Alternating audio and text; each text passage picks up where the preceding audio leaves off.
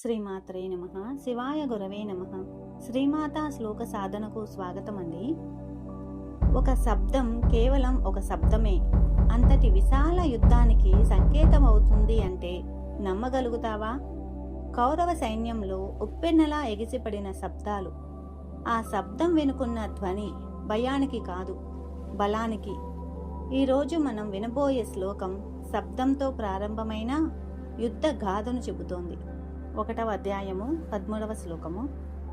తతః సంకాశ్చ భేరశ్చ పనవానక గోముఖాః సహసైవాభ్యహన్యం తసా శబ్దస్తుములోభవత్. ఆ సమయంలో భీష్ముని శంఖం ధ్వనితో మొదలైన శబ్దాలు వేడుకలా లేవు. వాడ్రామ్లా గర్జించే భేరీలు, వేగంగా కొట్టే పనవాలు, గోముఖం వంటి వాద్యాలు ఒక్కసారిగా మోగించబడ్డాయి. ఆ శబ్దం వాద్యాల సమ్మేళనం కానీ వినిపించింది ఒక్కటే: యుద్ధం మొదలయ్యింది. అది ఓ భయపెట్టే శబ్దం కాదు, ధైర్యాన్ని పెంచే శబ్దం. అది కౌరవ సైన్యంలోని ఉత్సాహాన్ని, సిద్ధతకు ప్రతీక.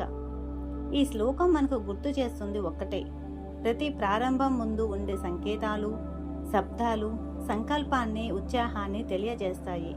అవి మనకు కావాలి జీవితంలో అనేక యుద్ధంలో నిలబడటానికి. ఒక్క శబ్దం మార్గాన్ని చూపుతుంది, ఒక సంకేతం సంసిద్ధతను ప్రదర్శిస్తుంది.